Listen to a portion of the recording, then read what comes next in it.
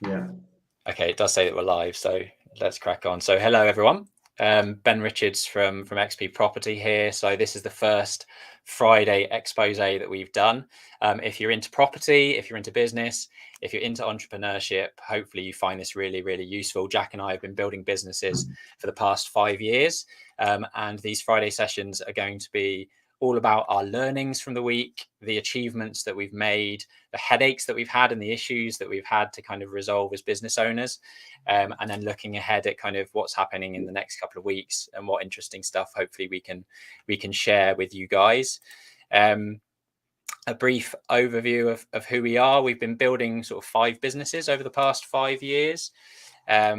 An architectural practice, which I started 5 years ago, XP Property, which is the property development and investment arm of our business, XP Surveys, which is a geomatic surveying and measured building and land surveying business, which we've been trying to grow and build for the last 2 years.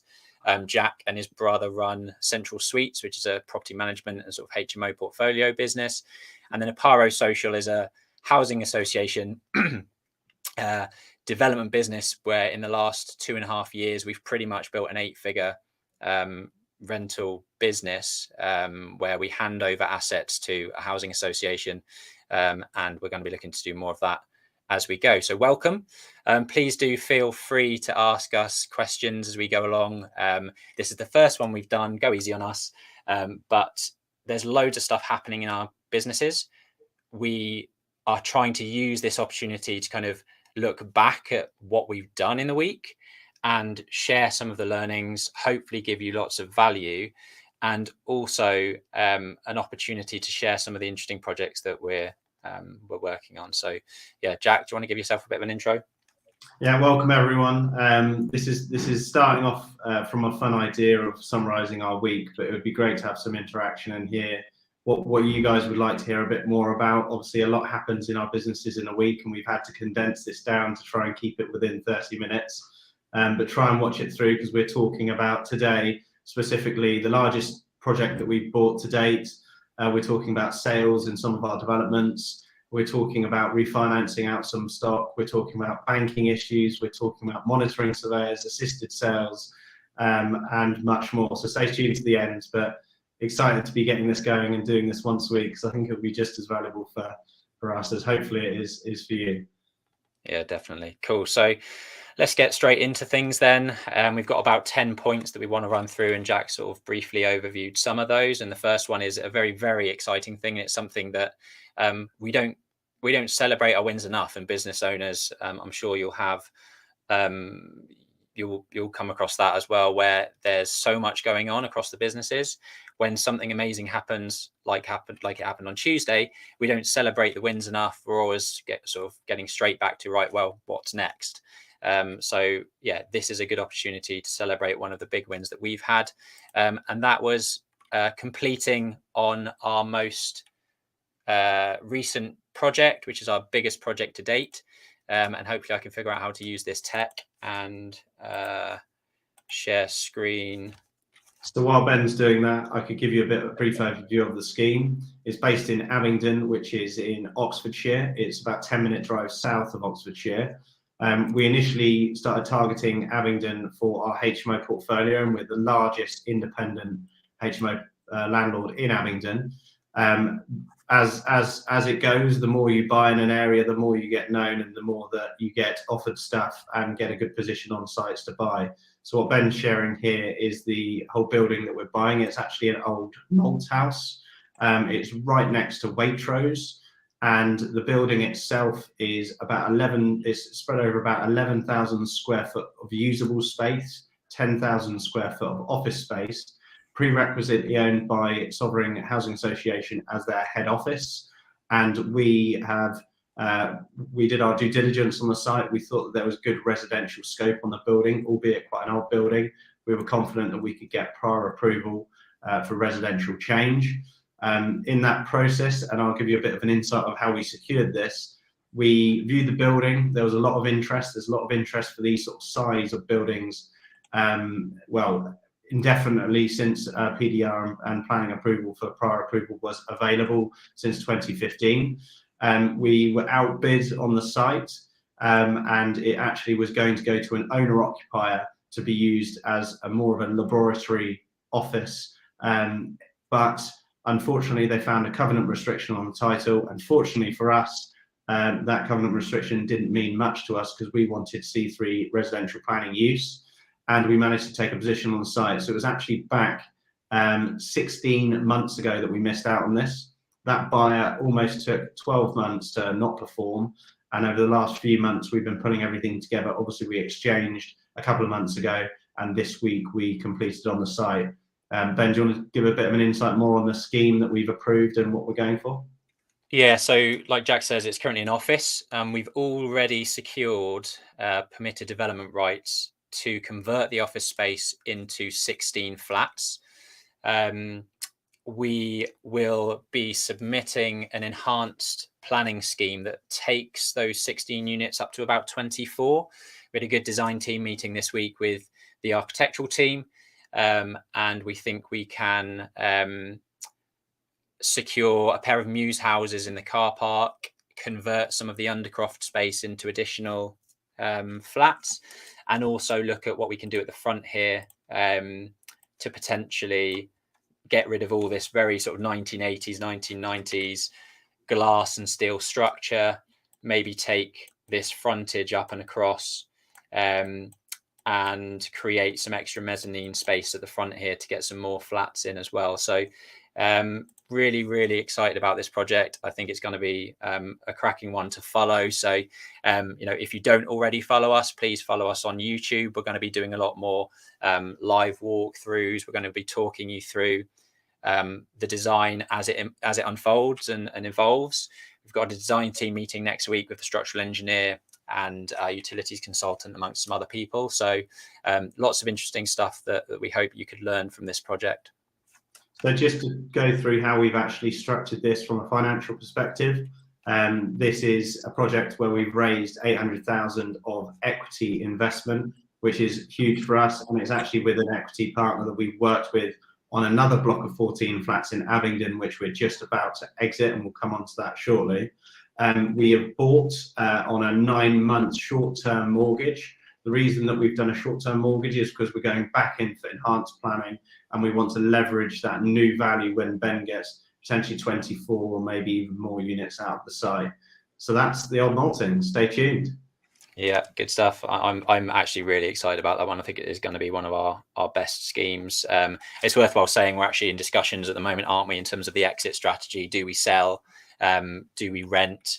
Do we part sell and then keep the rest? And I think at the moment we're sort of swaying towards keeping as many as possible as an investment, and then making sure that the figures stack up, maybe selling a few to recoup some of those funds and pocket a chunk of change before sort of holding 16 to it'll be good to hear the listeners' views. Put a note in the comments if you would sell, hold, or do a mix of the two. You can actually see the comments on the side, Jack. Julia says, great to hear how you pulled it back. James says, amazing site. Well done, lads. Looking forward to watching it evolve. Cheers, James. And Andrew, looks like a quality deal. Thank you very much.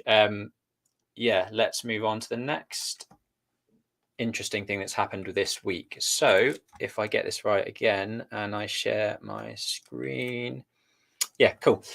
So this is again one of our other sites, which we are 90% complete on, really. And if you've been following our progress, you will know that this is a scheme in Princess Risborough, just outside High Wycombe, and we have converted an office there similar to this, very much smaller than this. So we've converted the office into 4 flats, and we are building a pair of semis in the car park. So the image that you just saw on my screen there, this is a CGI of the new builds. Great tip for everyone out there. These CGIs might cost you 250, 300 quid to produce, but we've actually sold one of the 6 units off plan for above guide price, based on one viewing and the power of seeing kind of how things might be finished in a CGI. A lot of people can't really picture things in 3D. Like, I work with a lot of architectural clients, and when I put a floor plan in front of them, they don't see how that actually is in reality. So putting 3D CGIs like this and like this really helps them to picture what the end result is going to be. And we've also got some internal CGIs created of things like kitchens, living rooms, bathrooms, bedrooms, which is all useful stuff for people to picture what they're buying. This type of thing, so we finished the units to a decent standard where the image you see in front of you is actually a photo, but we've had it virtually staged. Now, virtually staging like this might cost 60, 70 quid per image, but the difference between a blank canvas and somebody seeing a room with a bedroom with the dressing table with the bedside tables is massive. If they can start to see themselves living in the space, it's going to go much further in terms of them wanting to put forward an offer. So yeah, really excited about launching the 2 new builds to the market. We're just off the high street up here, so this is our site right next to a MOT garage, and then a resi block to the other side of us here. So access is off the high street. There's nothing else really on the market so close to the town centre. It's going to be a perfect scheme for downsizers, for people that want to just stroll into the town centre within a 100 meter jog.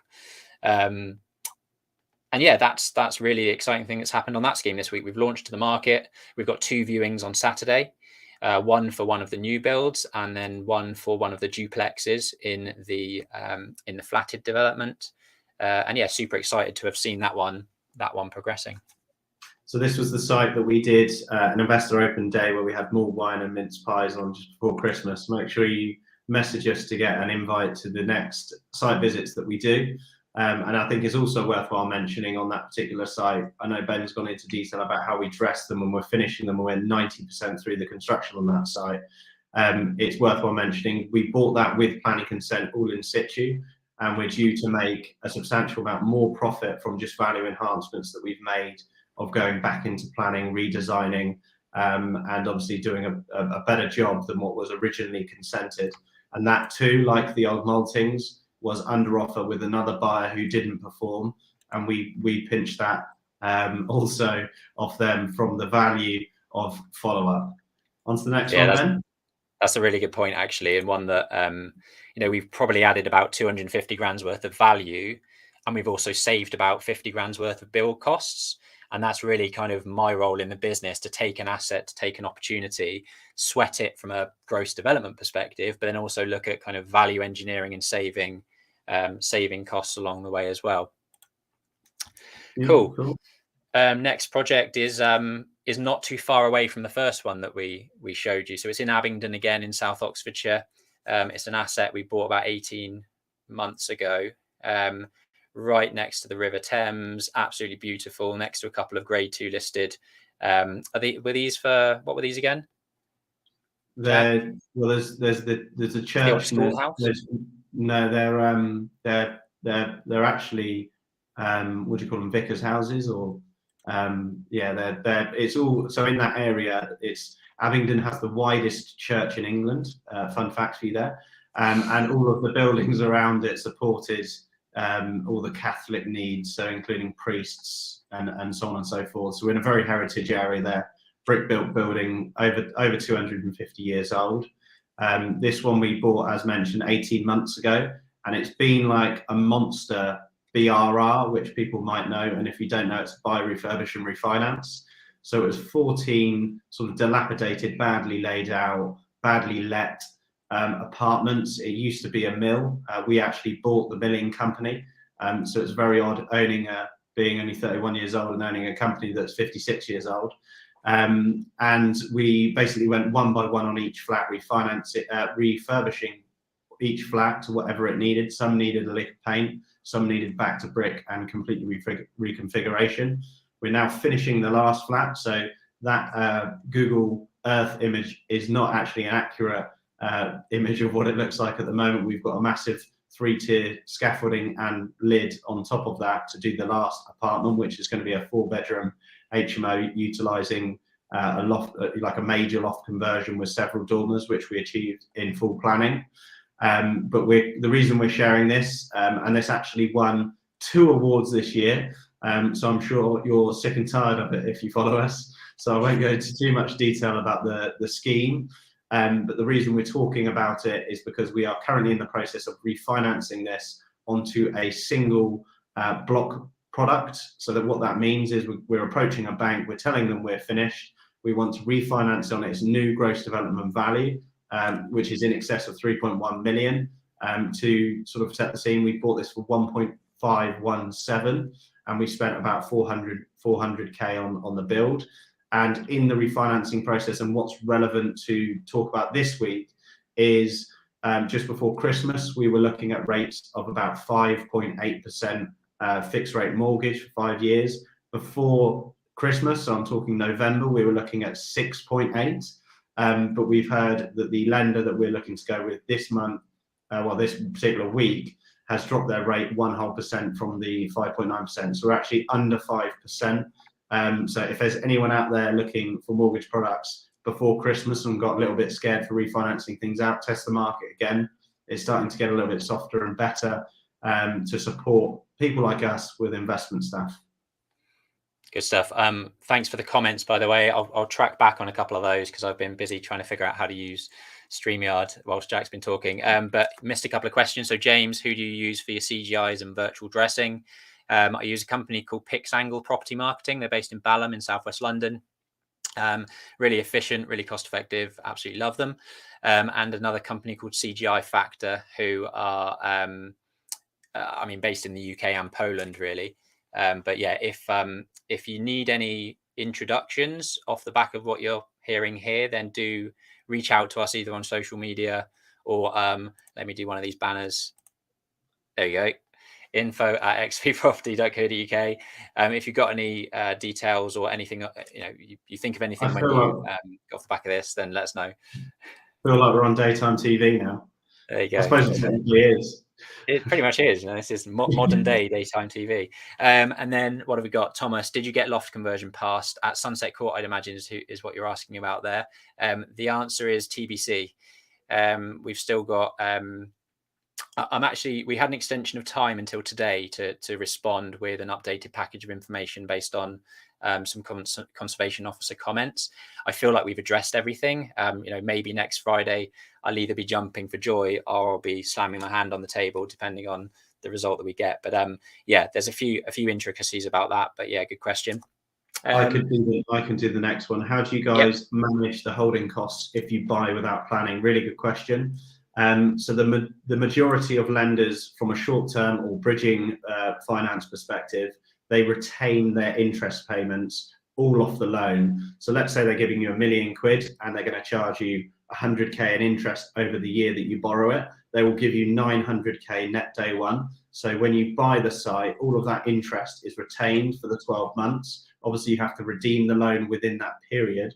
So we don't necessarily have what is called a service cost, that when you service something, that's paying every month most commonly. But a retained interest structure is you actually get less off the loan, which is a bit cheeky because that means the bank is getting interest on their interest. But there you go, they're normally the ones that wear the trousers, and that is how we manage it in that process. The most important thing when buying a site without planning is what is it worth in its existing condition or existing status, and work off that valuation. And then you can absolutely calculate the equity or the capital that you need to put in to acquire the site. That's a more important figure. Banks tend to work off loan to value or loan to GDV or loan to cost. The first two are the most important for valuations and taking a position on the site. Loan to value is what is it today? What can they lend on it today? It's normally 60 to 70% loan to value, depending on the asset. And then loan to GDV, they can go up 60 to 65%. But you haven't really got a GDV in place until you get planning permission and that seal of approval from the council. Hopefully that answers your question. Feel free to, like Ben said, visit us on the daytime shopping link at info@xpproperty.co.uk. Cool. Did you talk about the refinance? Yeah, you did at St Helens Mill. Yeah, which leads us on to our bank account on that particular scheme. So Point number 4 and problem, this is our first problem. So this is the asset that we bought. We bought the company, which means we bought the hereditary bank account with that building. We've had huge issues where HSBC Bank were sending us letters to notify us to give them information, to basically refresh all of the things that they had on file with our account. The issue we had is all of the details that they were sending it to were either the wrong flat or with a post office Royal Mail cocked up, we don't know. But we weren't getting the letters, and we actually found out that our bank had been frozen because of lack of information when I tried to make a payment to our contractor.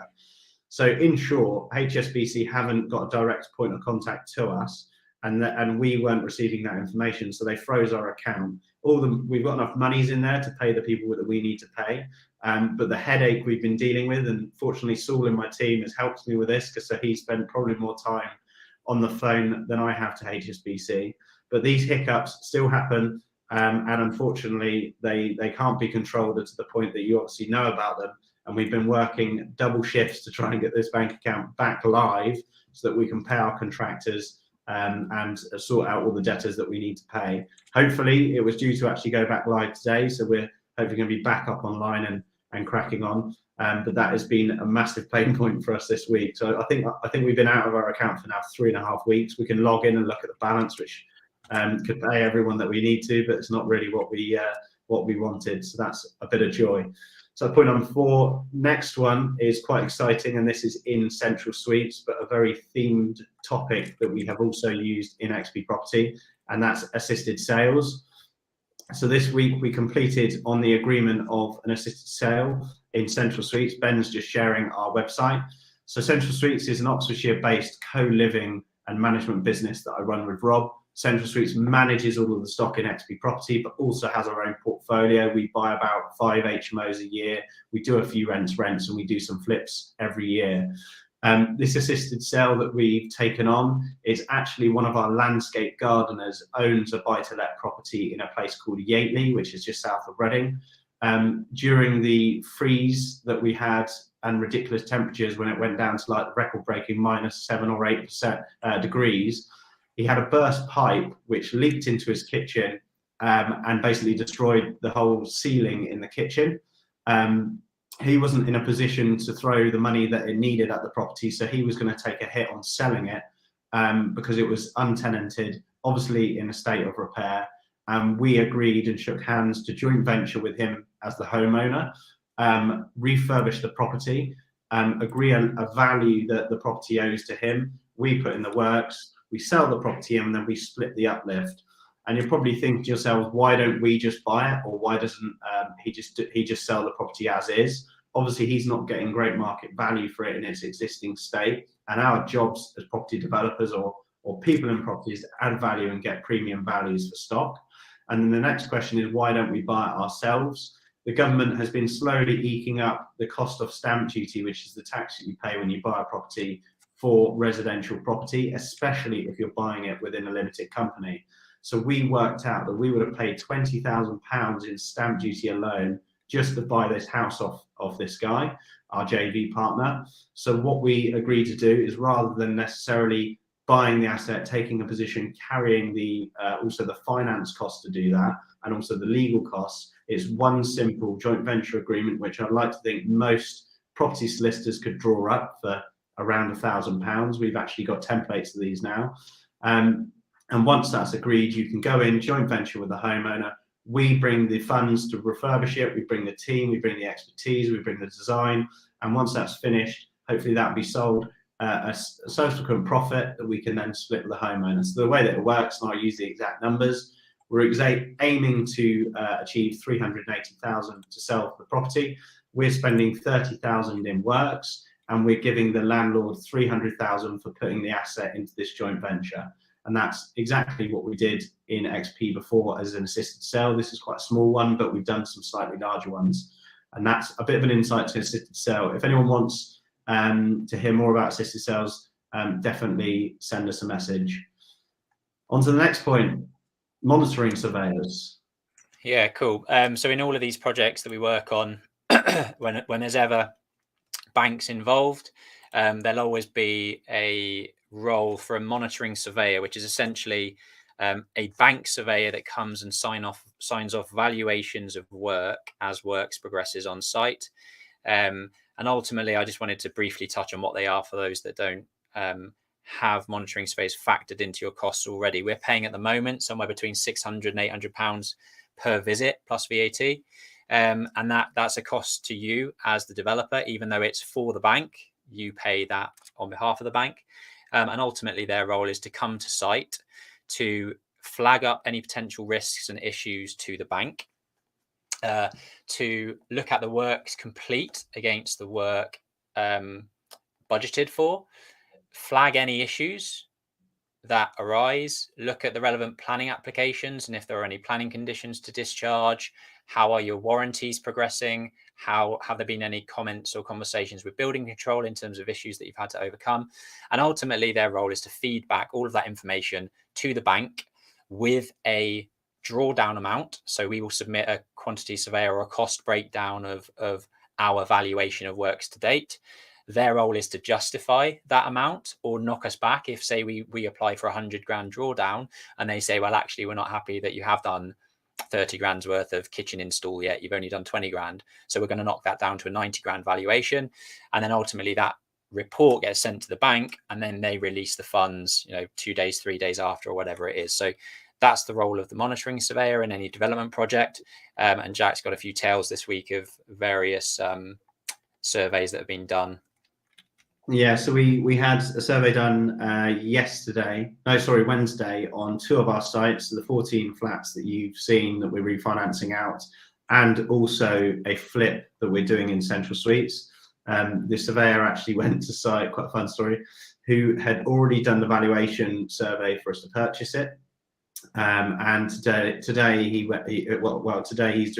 drawing up the report for the drawdown for the work. So it's a huge loft conversion. We've put in 16 grand's worth of steels to make it a really open plan premium home.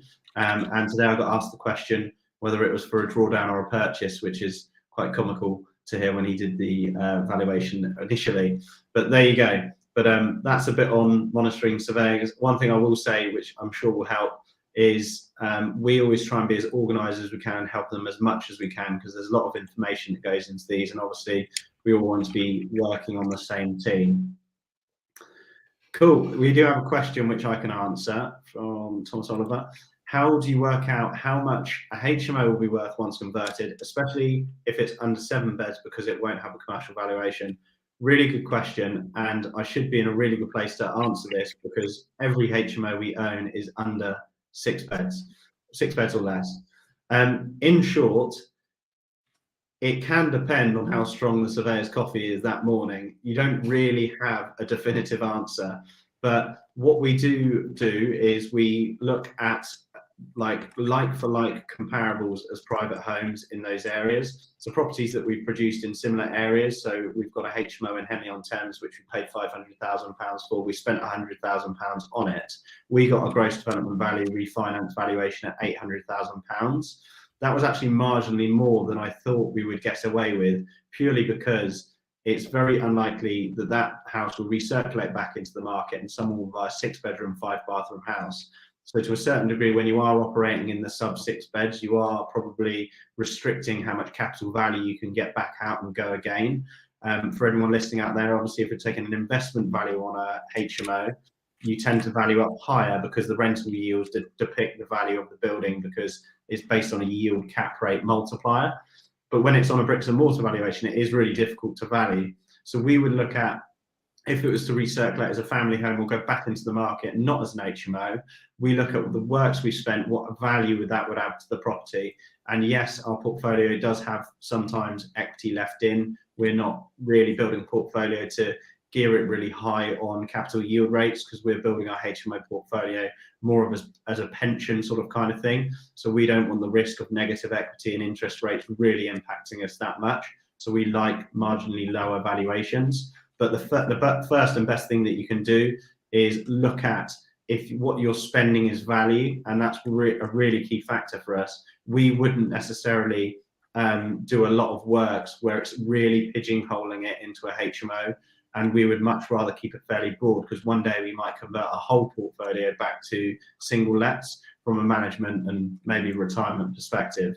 I know that hasn't really answered your question, but look at comparables of other properties in those areas that are not HMOs. That's the best place you can sit. One thing that we do really well and comprehensively, and how we got that £800,000 valuation, is we build a valuation pack that when the surveyor visits on site for an end valuation, we present that pack to sort of help them steer them in the right direction of where we think this property would be valued at. And in that particular scenario, we got a valuation of 800,000. You can tell there that including our acquisition costs and our refurbished costs, we've made 150k equity. But if you look at what we've left in as an equity piece of 30% value of that property, there's actually a marginal amount of value left in there. Hope that's answered your question. But speaking on HMO valuations, our social portfolio is valued on a yield or an income-based value, which Ben's currently sharing now, and leads us quite nicely onto the next point, which is yesterday, so Thursday, we had a partners meeting with a bank. We're currently in the process of finishing our current 128 bed, I think, portfolio in Croydon, South London, with a housing association. We are the people that buy the assets, refurbish them to a standard agreed with the housing association, and then let them out to the housing association on anywhere between 10 to 25-year leases. In the process of doing this and building this out with this housing association, we've realised there's huge space in this market, and we weren't necessarily, we were quite enterprisingly funded. So the way that we funded this 14 portfolio growth is exactly how you would run a development business: raise the equity, raise the senior debt, deliver the scheme, refinance. That's quite slow and I suppose arduous with this sort of scale of scheme that we could be doing. So we're having meetings with funds, we're meeting with banks to look at going again with a slightly larger aspiration over the next sort of 5 years with a better funding capacity. And yesterday we met with Credit Suisse as a bank. We've also met with 3 or 4 other banks with second meetings coming up, so you might hear about those more next week. Good stuff. Good. Cool. And you've also had some other interesting conversations. Yeah, so coincidentally, Saul and I, so Saul's our operations director and he helps me with the acquisition side of things. Where XP is currently sat is we've got a lot of sites in planning, we've got 4 in delivery, and we've got a really exciting year next year in construction. So we are basically predominantly trying to focus on acquiring sites that require planning or a slightly longer period to bring us into 2024. I know it's crazy, you're probably thinking we're just into 2023 and you're already thinking about 2024, but this is how I look at the landscape from that acquisitions perspective. So we've got a lot in constructions. We don't necessarily need to keep plugging that with stuff that's consented or schemes that we can deliver today, because we've already got quite a full year. So I am looking at stuff that is more speculative or planning orientated or a longer term play. And as a result of that, the margins tend to be a bit bigger and the planning uplift tends to be a bit more attractive. But Saul and I, this week on Wednesday, had a conversation with a managing agent of 1,000 freeholds across the south of the UK. And we're currently in conversations to cherry pick certain sites that we can take forward, put into our 2023 design process, and then put them through planning so that in 2024, we're building our pipeline today for 2024, which was a productive meeting, very exciting, because a lot of these sites are sort of 1 to 2 stories with a lot of backland scope, and they're the exact things that really you can capitalize on some planning uplift. And in some cases, for people out there that might not be in property yet, there's sometimes more multiplier profit returns in planning than there is in actual construction and delivery. Just in answer to some anonymous LinkedIn user, yeah, we're going to be trying to do these every week. We're looking to sort of not spend much longer than sort of half an hour, really just looking back at what we've achieved in the week, hopefully helping business owners like yourselves, people that are getting into property, that want to run service-based businesses, hopefully bringing people some value from the learnings that we've done. Like, we're very active across the board. We've learned a lot in 5 years. We've probably done 15 years worth of work in the last 5 years between us. So yeah, we're trying to bring these every Friday at 5 o'clock to to look back on what's been achieved and talk through any issues that we've come across that hopefully help you grow your businesses as well. So yeah, do like, subscribe, all that other stuff, follow across the various platforms. And that leads us on to kind of one of the final things that we'll sort of cap off with today, and it's our boardroom session. So we've been running these for over 2 years now. Within XP Property, we had a 4-hour session today with some of the mentees within the group. Some of you, I think, were listening earlier. Julia, Andrew, good to see you tuning in. And it's basically a place for 10 to 12 sort of budding property developers that want to grow their businesses in 2023, to sort of work alongside us, shared knowledge, shared experience, shared contact book, to look at deal analysis, hot seat topics within their businesses, look at goals and achievements for the month. Yeah, we're looking to set up a second group of more entry level, I guess. So, you've got a little bit of property investment and development experience, but you really want to take your business to the next level. So if that's of interest to you, do head over to our website, look at the boardroom groups. We could probably add a link somewhere below. If you're interested in joining and sort of spending half a day with us every month to go sort of deep dive into developments, then please get in touch. We like to have some fun whilst we do it. Cool. Any finishing words? No, I mean, one of the reasons that we're doing this to share is just so we can help others not make the same mistakes we've made. Maybe remind other people that sometimes you have good, bad, and ugly weeks. And quite frequently in our business, we have the good, bad, and the ugly all in one week. But to help others, inspire others, and let us know if there's anything that we could do that's more relevant. We're more than happy to be led by the listeners. But yeah, it's great to see some comments come in and some likes come in, and follow our journey, because even though we are property people and running a development company and Ben's running an architectural company, we also believe that we're business owners. So we also like the business side of things. So it'd be great to see some engagement across the platforms for business owners too, because I know a lot of entrepreneurs out there. There's no sort of channel that we can chat ideas and stresses and pains and discuss things through. So yeah, really excited to get this launched. That's actually a really good point. Like we've touched a lot on the property stuff that we're doing with XP Property in this week, because there's lots going on within that business. But I've been running an architectural practice for the last 5 years. We'll probably get over the sort of £1 million revenue mark this year. Team of 15 based in Clapham in London. And there's been a lot of learning through building that business. We set up XP Surveys 2 years ago to provide a level of 3D laser scanning services to people. We were using it in the architectural practice, so it made sense to kind of set up another element of another part of the business that kind of services the rest of the ecosystem that we've built. So there's a hell of a lot of learning from a business perspective. There's a hell of a lot of learning from a property perspective. And yeah, these weekly calls are going to be all about kind of sharing some of that knowledge. Sarah, thanks for your comment. Yes, I need to get back to you with some information. You are very right. But yeah, thanks for everyone that's tuned in. Look forward to next week. If you've got any comments about the stuff that we've been talking about this week, do drop them in the comments. Like, follow, subscribe, etc. And see you next week. See you later.